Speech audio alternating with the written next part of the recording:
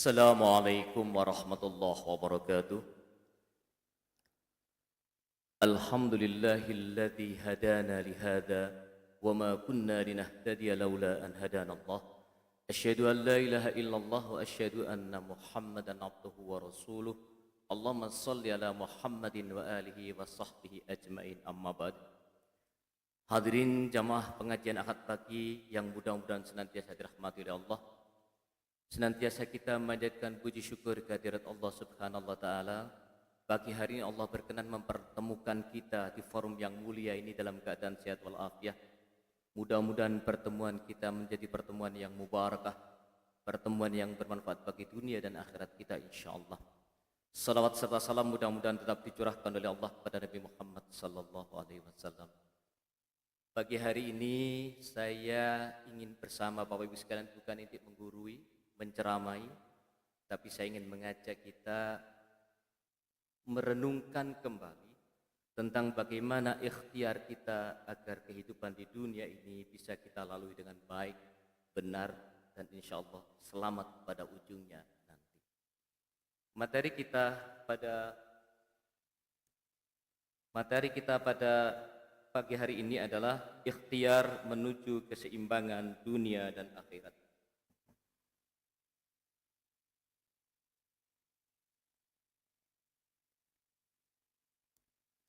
Bapak Ibu sekalian, kalau kita merenung bahwa pendapat manusia di dunia ini, pandangan manusia tentang kehidupan ini terbagi menjadi tiga bagian.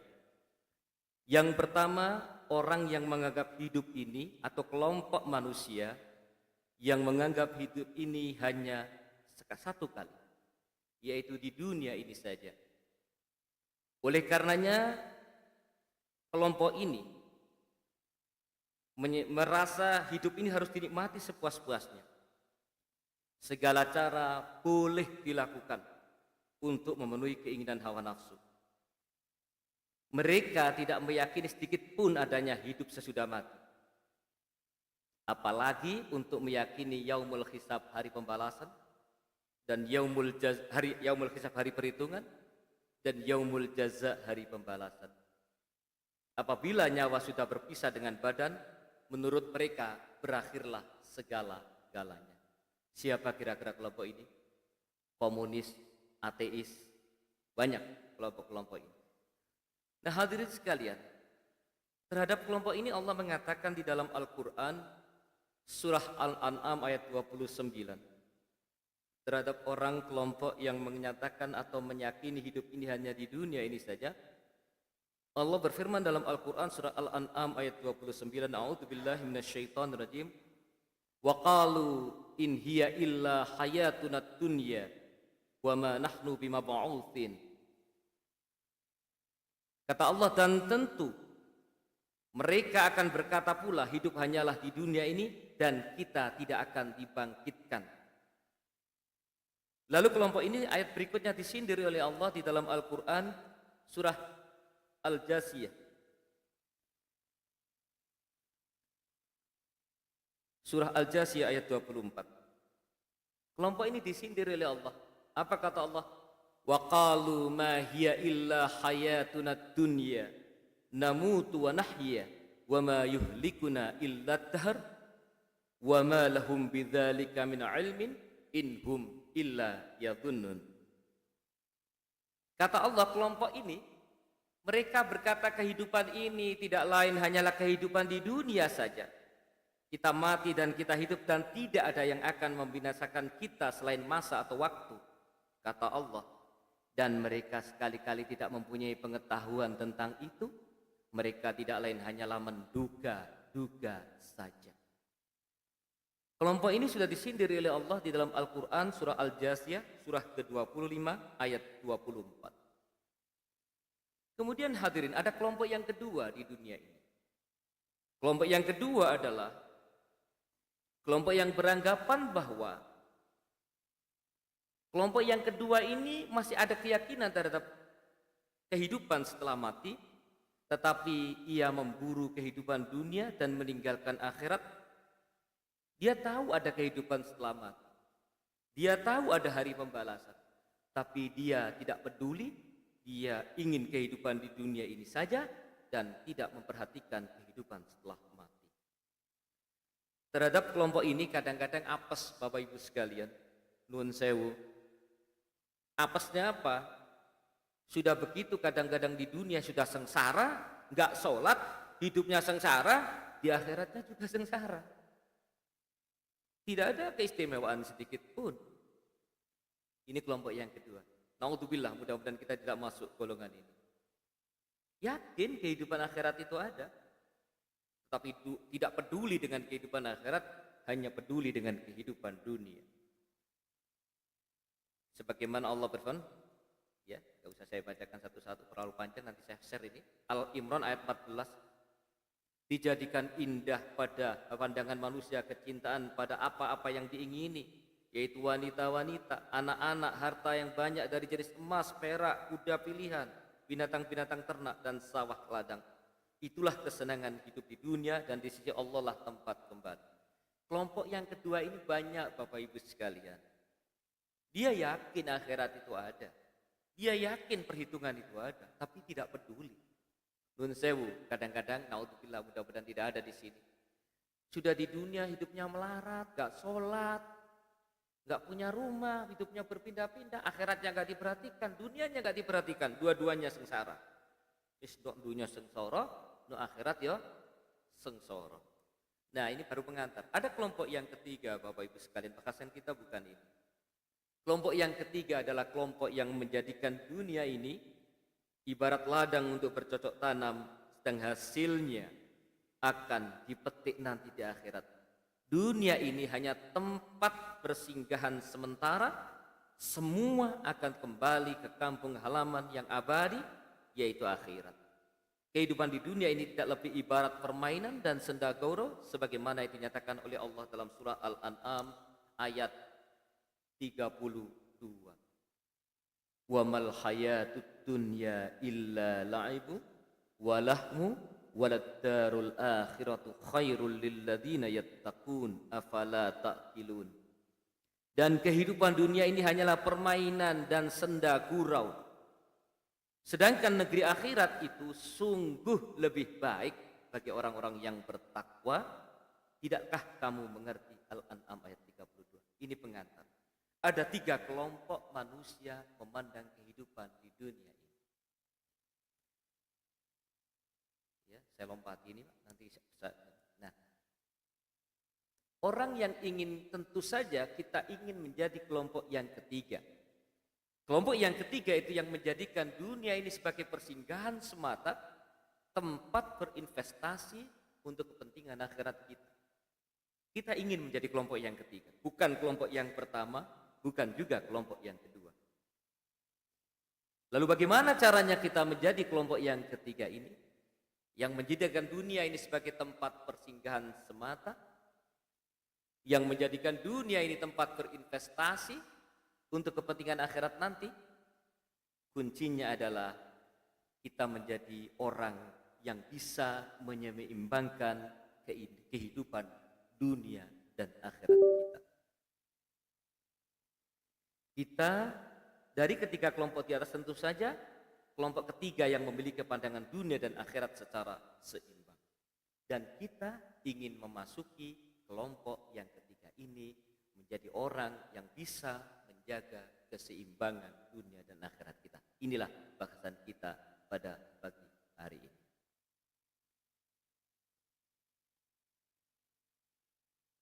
Almarhum Buya Yunahar Ilyas dalam bukunya Cakrawala Al-Quran, ini diterbitkan sekitar tahun 2000-2001 kurang lebih. Beliau mengutip pendapatnya Fathiyah Khan dalam bukunya Madza Ya'ni Intima'i lil Islam. Seorang ulama namanya Fathiyah Khan, sudah almarhum, dia menulis apa bentuk komitmen saya kepada al-Islam.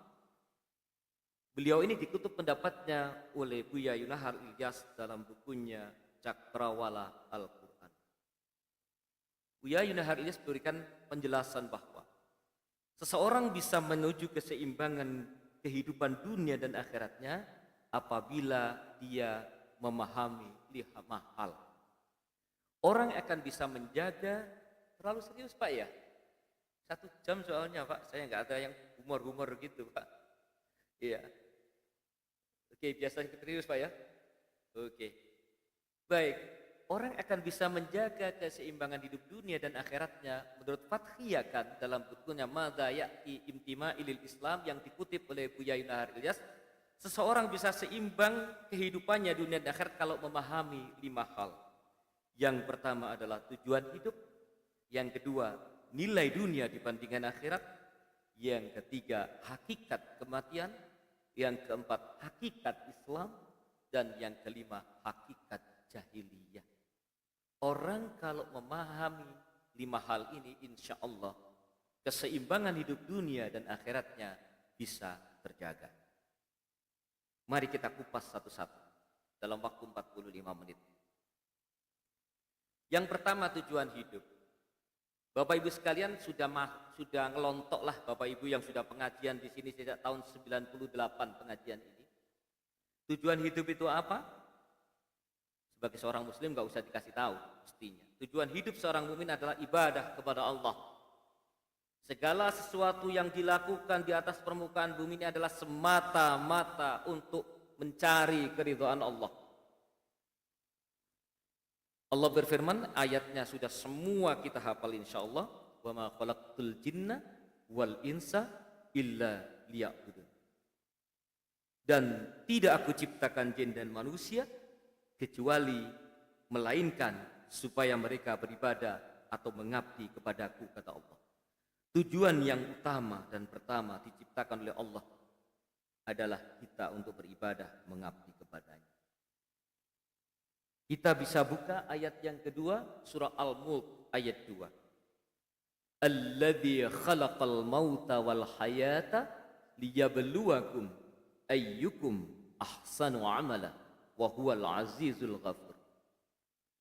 Dialah Allah yang menciptakan mati dan hidup untuk menguji kamu siapa di antara kamu yang lebih baik amalnya. Dan Dia Allah Maha Perkasa, Maha Pengampun. Coba saya ingin simak sebentar ayatnya. Di situ Allah mengatakan menciptakan mati dan hidup untuk menguji kamu siapa di antara kamu yang lebih baik amalnya.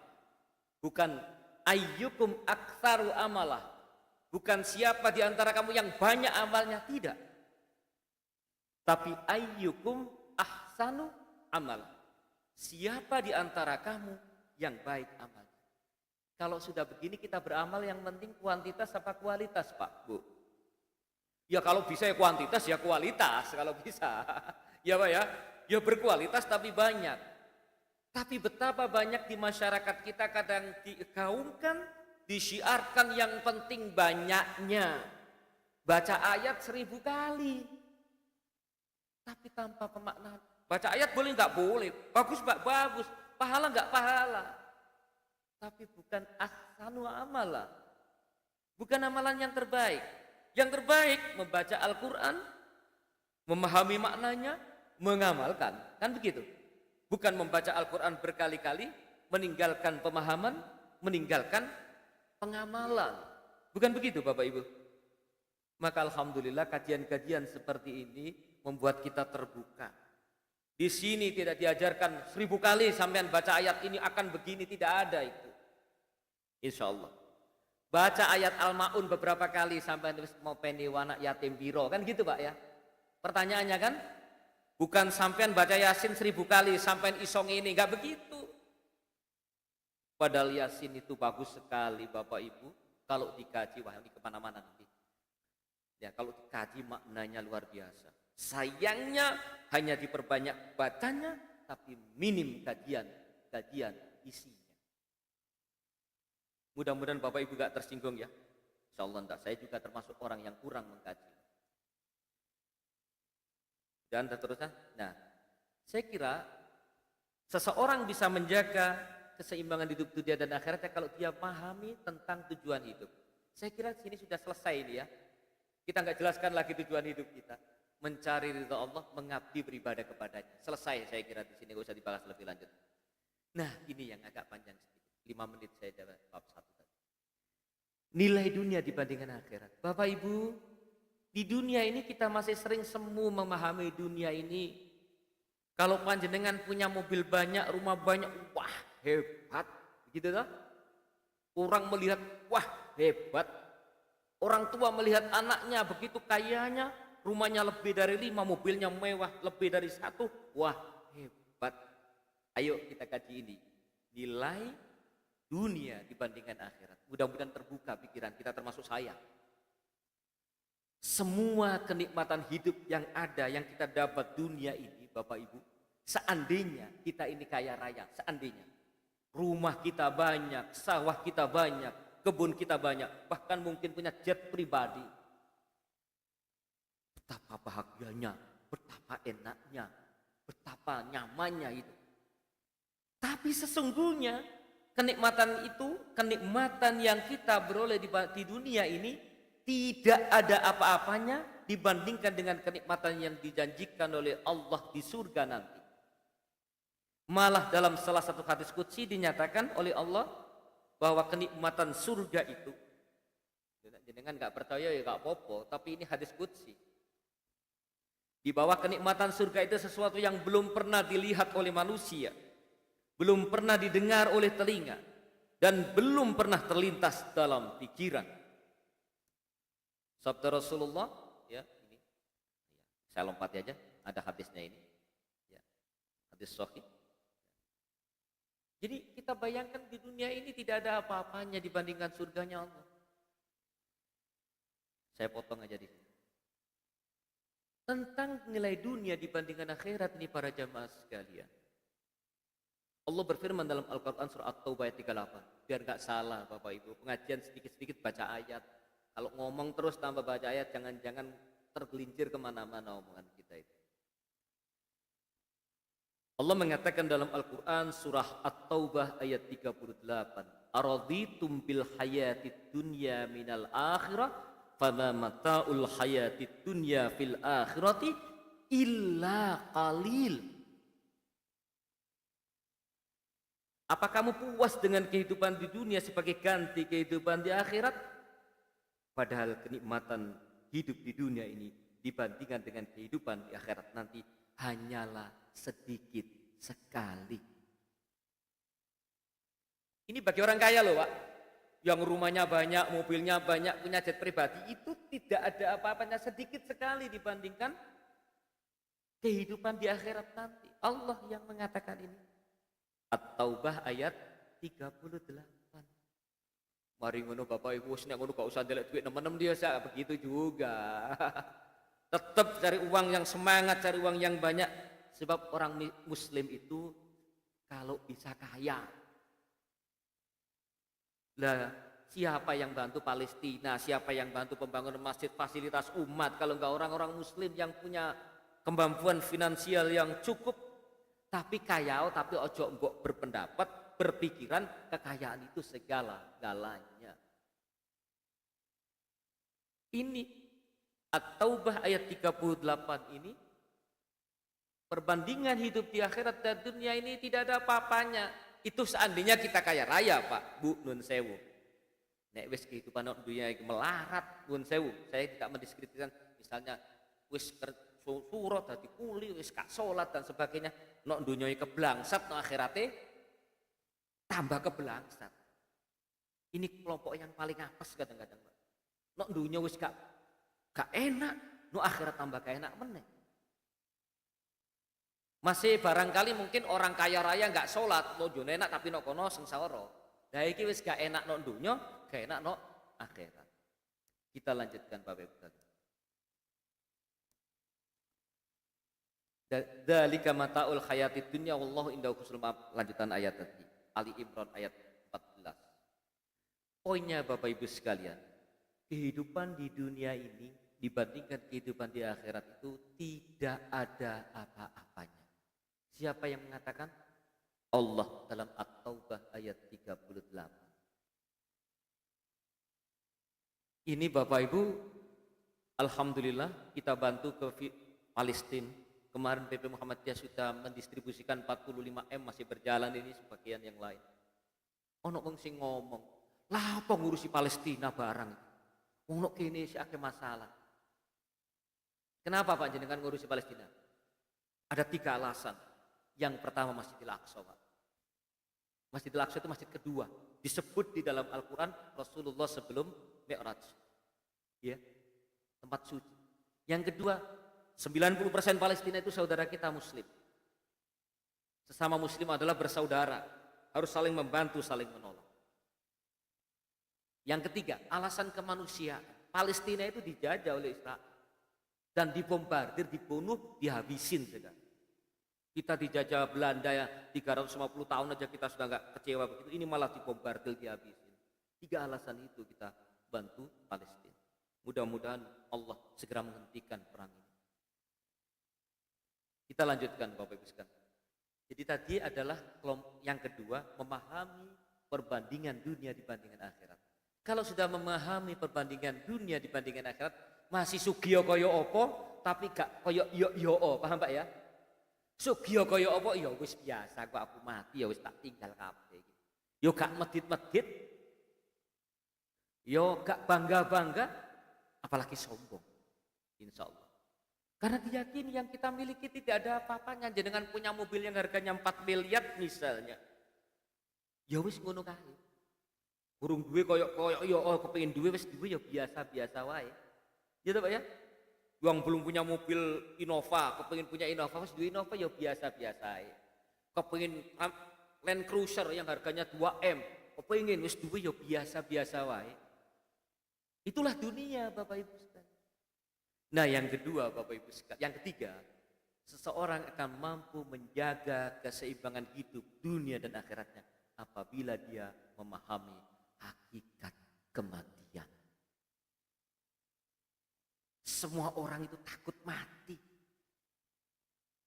Padahal tidak ada alasan kita takut mati. Saya duduk di sini, mungkin umur lebih muda dari bapak-bapak yang sepuh di sini. Siapa yang menjamin saya lebih belakang daripada bapak-bapak yang duduk di depan ini? Nanti turun dari sini mati bisa. Sehingga tidak ada alasan kita takut dengan kematian. Tapi harus kita siap menghadapi kematian kapanpun. Maka Bapak Ibu duduk di sini alhamdulillah. Ini dalam rangka siap menghadapi kematian. Seandainya ada salah satu di antara kita habis pengajian itu kemudian mati. Amalan yang terakhir yang dilakukan dia adalah mengkaji agama Allah, duduk di masjid. Sementara di sana, di luar sana kadang-kadang saudara kita mohon maaf, naudzubillah, meninggal dalam keadaan maksiat. Kita kan nggak tahu Bapak Ibu berapa jam, berapa menit lagi usia kita itu. Dengan mengisi seperti ini, ya nggak tahu kapan kita. Tapi seandainya Allah menakdirkan mati kita ini 1 jam setelah ini, amalan yang terakhir yang kita lakukan mungkin ini nanti sholat duha, kemudian mati. Kepingin nggak Pak? Wani saiki. Iya. Maksud saya, amalan terbaik yang kita lakukan sebelum mati itu adalah kebaikan. Maka yang ketiga, mari kita pahami hakikat kematian. Setiap yang bernyawa pasti mati. Tiap orang sudah ditentukan ajalnya. Tidak bisa dipercepat atau diperlambat sedikit pun, berapapun uangnya. Nek wayai mati biar bisa ke Singapura berobat ke rumah sakit paling mahal pun mati. Nek gak wayai mati bunuh diri ya gak mati-mati. Kan begitu Pak. Karena Allah tidak bergeser dari ketentuannya. Penyebab kematian boleh bermacam-macam, tapi yang namanya mati itu tetap satu. Tidak seorang pun yang tahu kapan dia akan meninggal, di mana, dalam keadaan bagaimana. Nah ini Pak, di mana, dalam keadaan bagaimana? Ya kita berdoa mudah-mudahan kita mati dalam keadaan kebaikan. Nanti bisa dicatat husnul khatimah. Oleh sebab itu sepantasnya setiap pribadi bersiap-siap menghadapinya. Siap bekal yang akan dibawa untuk kampung sejati nanti. Berbuat kebajikan sebanyak-banyaknya, seolah engkau akan mati esok hari. Ini pepatah yang sering dianggap hadis Pak. Ingatlah firman Allah di dalam Al-Quran. Kullu man 'alaiha fan. Surah apa ini? Ar-Rahman. kullu man 'alaiha fan wa yabqa wajhu rabbika dzul jalali wal ikram. Semuanya yang ada di bumi ini akan binasa. Semuanya. Dan tetap kekal wajah Tuhanmu yang mempunyai kebesaran dan kemuliaan. Ar-Rahman ayat 26-27. Semua kita akan mati. Mari kita pahami. Mati itu apa? Orang muslim memahami mati itu perpindahan alam. Dari alam dunia ke alam barzah. Dari alam dunia ke alam kubur. Jadi mati itu hanya perpindahan alam. Saya bacakan ini Bapak Ibu. Saya yakin ayat ini hafal semua. Iya dah? Ayo kita merenung ayat ini. Surah ini Al-Baqarah ayat 28. Al-Baqarah ayat 28. Kalau saya baca, hafal apa ya? Kaifa takfuruna billah wa kuntum amwatan fa ahyaakum thumma yumitukum thumma yuhyikum thumma ilaihi turja'un. Hafal ayat ini Pak ya? Apa artinya ayat ini? Kaifa takfuruna billah. Mengapa kamu ingkar kafir kepada Allah? Padahal kamu tadinya itu mati. Lalu Allah menghidupkan kamu. Kemudian kamu dimatikan dan dihidupkannya kembali. Kemudian kepadanya lah kamu dikembalikan. Al-Baqarah ayat 28. Apa yang kita pahami dari ayat? Ayat ini agak saya panjangkan sedikit penjelasan tentang ini. Baru 30 menit Pak. Saya tenang kontrol jam. Oke. Ayat ini memberikan gambaran kepada kita. Wis diwaca balak-balik, yakin. Ini Al-Baqarah baru ayat 28. Semua kita pernah baca, insya Allah. Ayat ini memberikan gambaran kepada kita ada 4 tahapan yang dilalui manusia siapapun. Yang pertama adalah mati. Yang kedua adalah hidup. Yang ketiga adalah mati. Dan yang keempat adalah hidup. Ada 4 tahapan ini yang dilalui manusia. Tahapan yang pertama mati. Kapan itu? Ketika kita belum dilahirkan oleh ibu kandung kita ke dunia yang fana ini, maka kita dalam posisi mati. Mati itu belum ada, dianggap mati. Itu sudah kita lewati. Tidak ada masalah. Tidak ada masalah, sudah kita lewati. Kemudian fa'ahyakum. Awalnya mati, fa'ahyakum. Kemudian dihidupkan oleh Allah, masuklah tahap yang kedua yaitu hidup. Kapan itu? Ketika kita dilahirkan oleh ibu kandung kita ke alam dunia yang fana ini, maka masuklah kita ke dalam tahapan yang kedua yaitu hidup. Dan ternyata pada tahapan ini enggak enak Bapak Ibu sekalian. Belum apa-apa Allah sudah mengatakan wa ma khalaqtul jinna wal insa illa liya'budun. Menungso kabeh ngerti ya, sira kabeh diuripno kanggo apa? Illa liya'budun, kanggo beribadah. Wis ngono meneh gak enak meneh, Pak.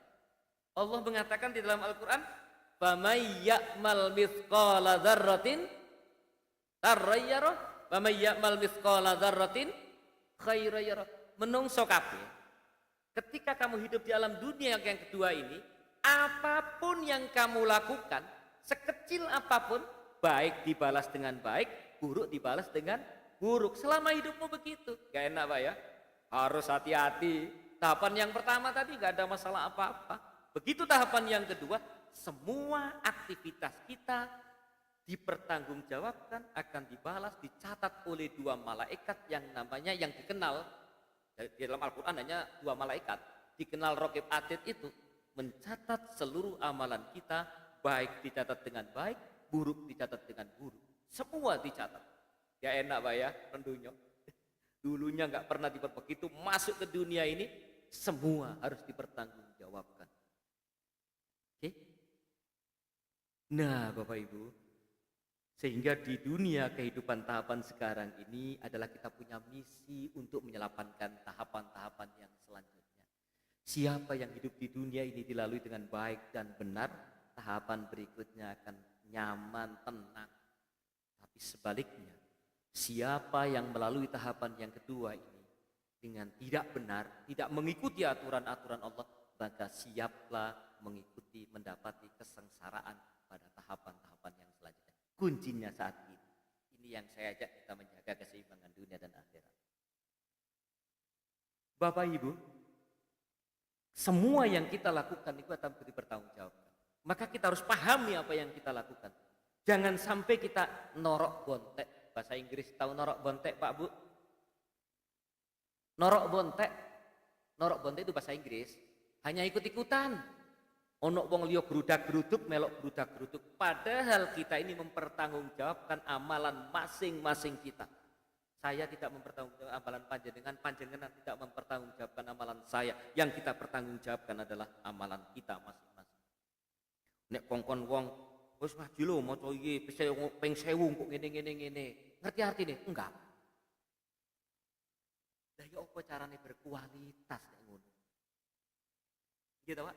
Nun sewu, kula mboten nguji, mboten kok apa ngremehno ngapunten.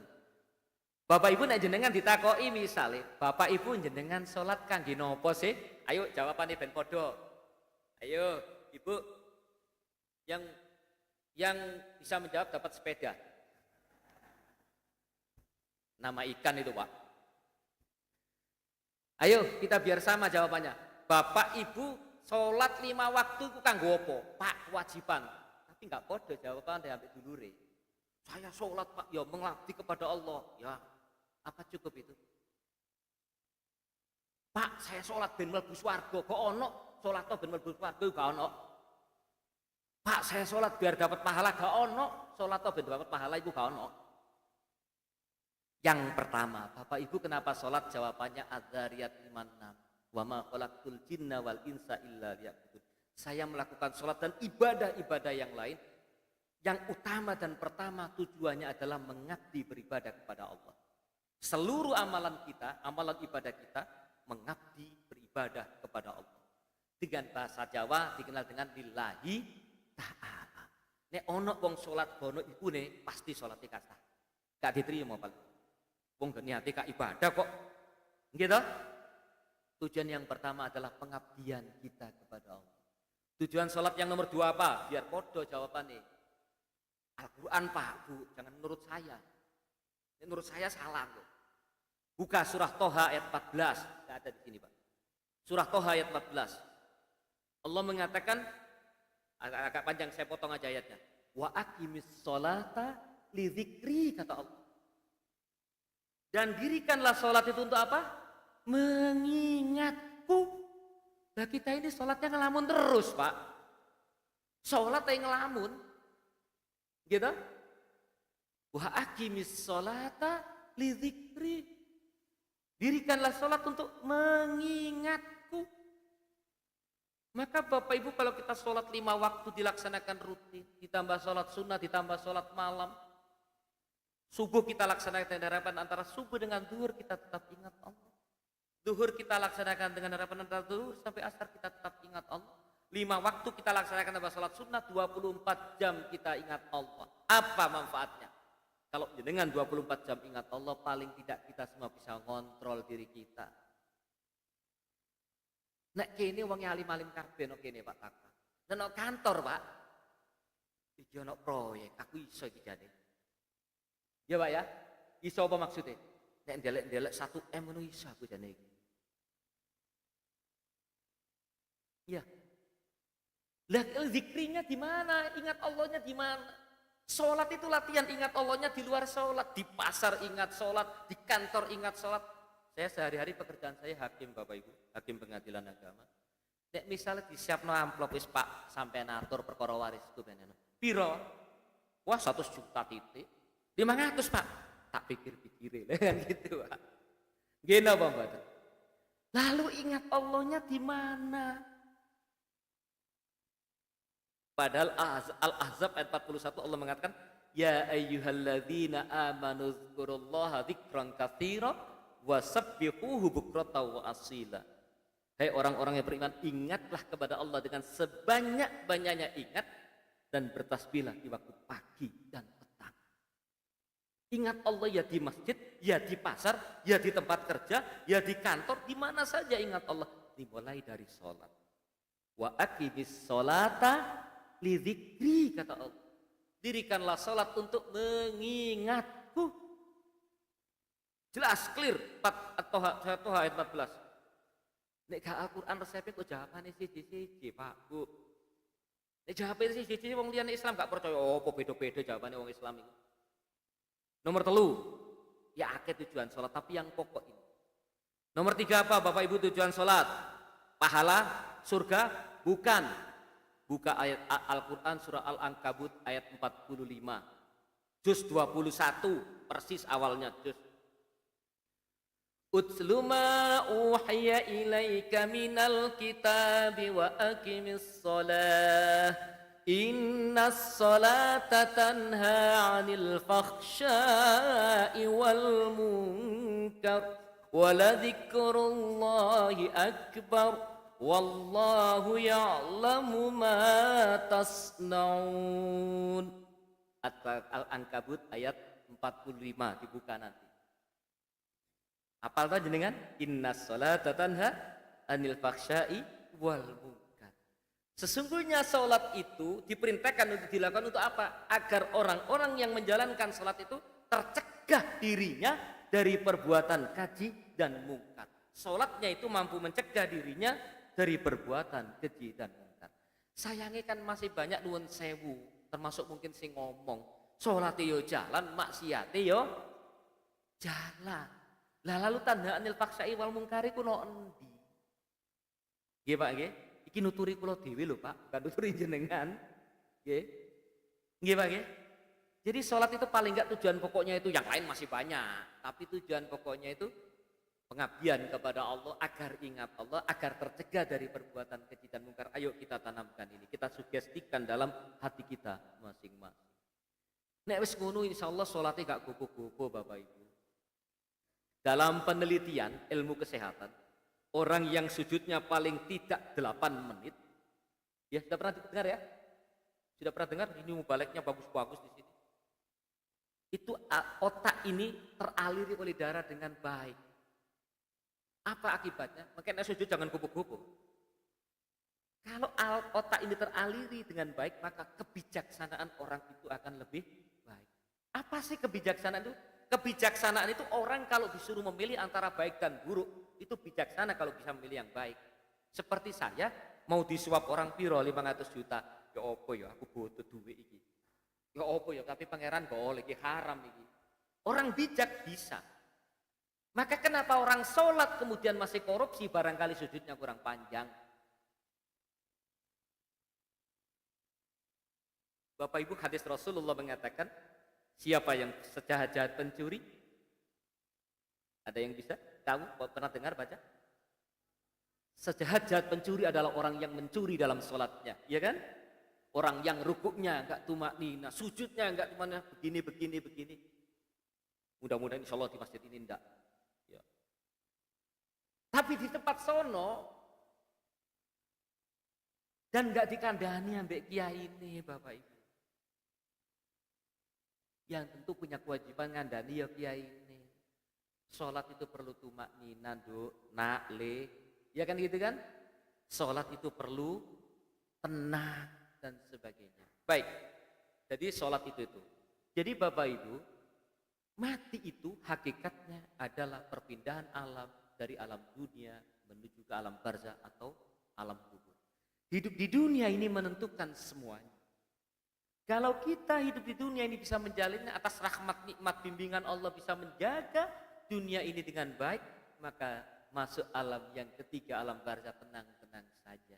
Bahkan seperti sebentar kata hadis Rasulullah, bahkan tenang seperti tidurnya pengantin, katalah salah satu hadis.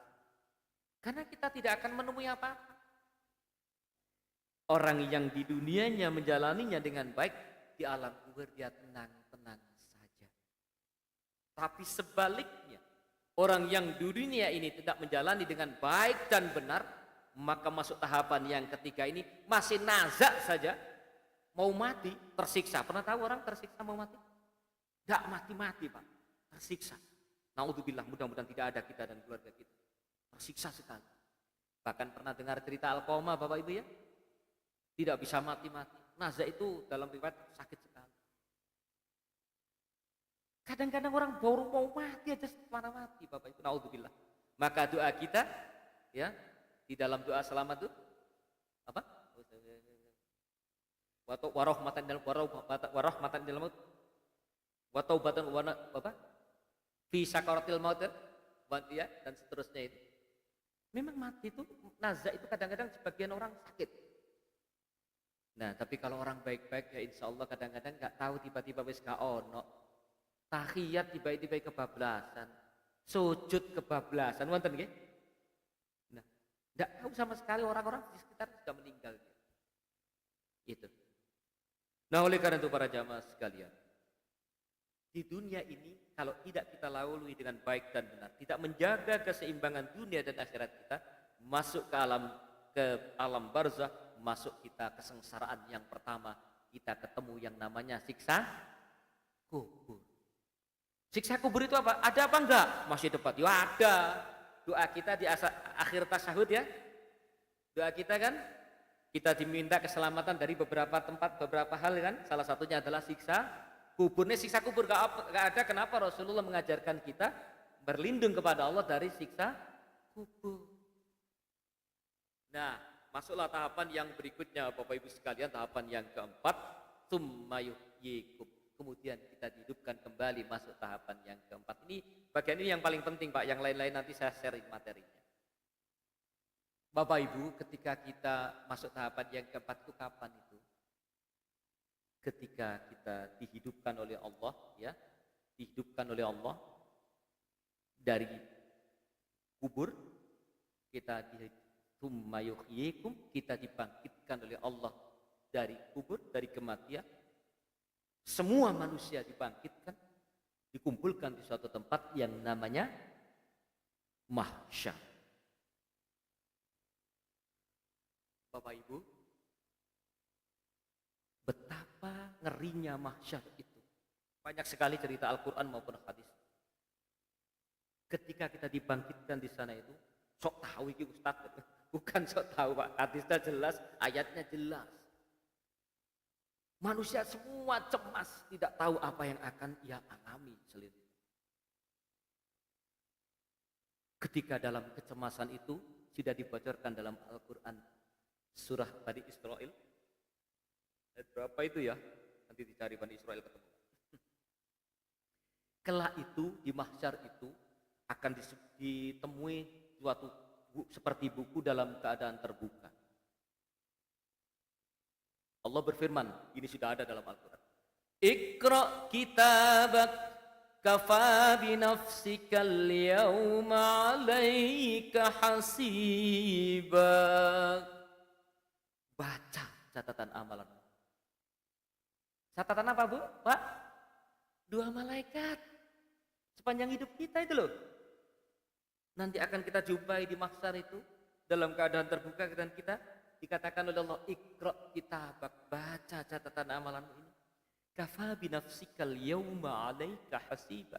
Bahasa kasarnya, wis hitung-hitungan dhewe awakmu iki apik apa elek, bahasa kasarnya begitu. Masih enggak percaya kita? Ini Al-Qur'an loh, Pak. Ini Al-Qur'an. Jenengan enggak percaya syahadat nei. Gitu? Nah, Bapak Ibu, ketika kita membaca catatan amalan kita sepanjang hidup kita, mulai balik sampai meninggal, bermacam-macam catatan amalan kita. Apa yang terjadi? Sebagian kita mengelak. Mengelak itu tidak mengakui maksiat yang pernah kita lakukan. Ya Allah, saya nggak pernah nerima suap. Kenapa catatan saya ada ya Allah? Saya nggak pernah nerima korupsi, saya hanya dikasih uang terima kasih ya Allah. Ya Pak ya, korupsi dengan uang terima kasih itu tipis-tipis loh Pak. Soalnya kayak aneh buri loh Pak, uang terima kasih. Kayak aneh ngarep sogok, lah ngono ta Pak. Ojo guyu Pak, pada pengalaman ya. Ya Allah, saya tidak kenal ini korupsi, kenapa catatan saya Allah ya?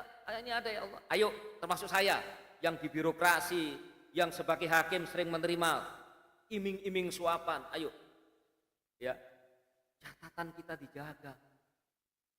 Kita ini mau makan di restoran dibayari pengacara aja tidak boleh, Bu. Haram hukumnya. Iya kan?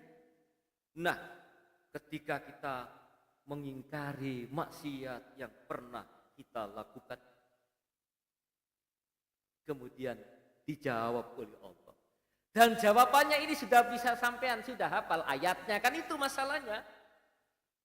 Ketika kita mengingkari maksiat yang kita lakukan itu, para jamaah sekalian, ya Allah, saya nggak pernah melakukan ini, kenapa ada dalam catatan saya?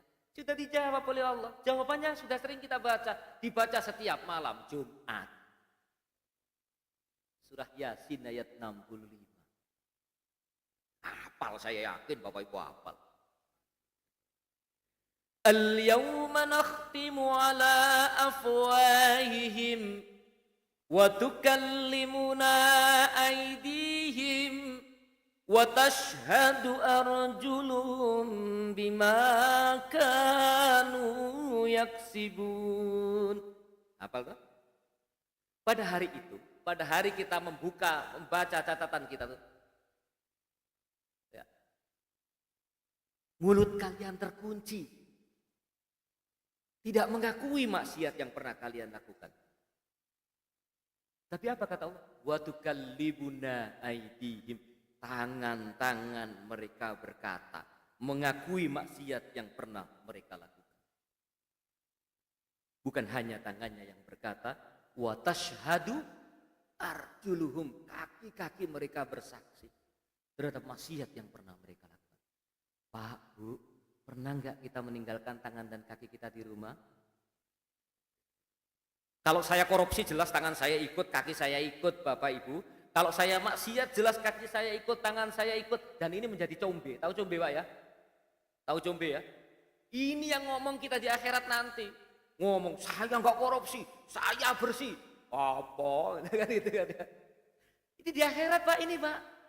Ini di akhirat nanti. Ini sudah dibocorkan surah Yasin ayat berapa? Nanti biar dibaca. 65. Sayangnya kita ini kadang-kadang yang kita baca itu enggak dongorang. Ayo Bapak Ibu ngaji, ini perlunya kita sama-sama untuk mengdongkan itu Pak. Ya bahasa sini dong gitu ya, paham ya? Iya. Iya. Jadi Bapak Ibu, itulah yang akan kita alami. Dunia, mati, ya. Belum lahir, mati, hidup dunia, mati, hidup lagi di akhirat. Ini sudah saya bocorkan ini, sesuai Al-Quran. Panjenengan ngikut ya monggo, nek gak ngikut ya resiko ditanggung penumpang. Ini mesti jenengan sudah merap semua ini, saya yakin gak ada yang gak ngerti. Ayo kita merefreshing kembali, menyegarkan kembali ingatan kita. Bapak Ibu yang keempat, kurang 5 menit, 7 menit. Seseorang akan bisa menjaga keseimbangan hidup dunia dan akhiratnya kalau ia memahami hakikat Islam.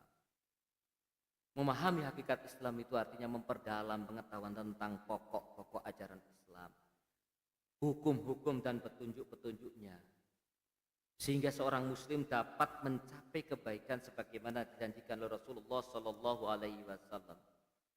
Rasulullah pernah ngendika, kata Rasulullah, "May yuridillahu bihi khairan yufaqihu fiddin." Ini saya potong Pak, hadisnya pendek-pendek enggak panjang-panjang. Barang siapa yang diinginkan oleh Allah untuk diberi kebaikan, diberinya dia pemahaman terhadap agamanya. Nek wong iku ditakdir dadi apik, diberikan paham tentang agama. Nek wong iku paham agama, insya Allah apik. Bukan ngerti agama, bukan tahu agama, paham agama. Nek wong iku gak paham agama, kecil kemungkinan dhek dadi apik. Islame apa? Sebatas pada Islam yang simbolik. Sampai Islam, iya, apa buktine? Salat. Apa buktine maneh? Haji. Apa buktine maneh? Zakat. Itu rukun Islam. Memang harus dilakukan. Tapi apakah kalau sudah melaksanakan rukun Islam itu pasti menjadi baik? Tidak ada jaminan. Wong haji bolak-balik dibalik ketangkap KPK ya ono. Gitu? Nah, Rasulullah mengatakan mayyuridillahu bihi khairan yufaqihu fid. Barang siapa yang diinginkan oleh Allah untuk diberi kebaikan atau dia menjadi baik, maka diberinya dia pemahaman terhadap agamanya. Bapak Ibu datang dari rumah ke sini ini enggak sia-sia dalam rangka ini. Nggih mboten? Ben engko meneh mulai gak maca ewon-ewonan, gak penting ewon-ewonan Pak Bu. Maca sekali dua kali sing penting dipahami anu. Tapi ojo kemudian diwalik, wis gak penting balak-balik maca tapi gak tahu maca ya repot. Gitu. Ayo doktrin, sehari baca berapa ayat? 3 ayat gak apa-apa tapi istiqomah. Ya, maca ayat sak terjemahane. Nek iso bahasa Arab ya gak waca terjemahane gak apa-apa. Tapi nek gak punya kemampuan bahasa Arab, waca Al-Qur'an sak maknane. Maca Qur'an angen-angen sak maknane. Sak maknane. Sak panganane wah. Ini ajaran orang-orang tua kita loh Pak Bu. Dan mendalam sekali toh. Sing ngamalno sapa?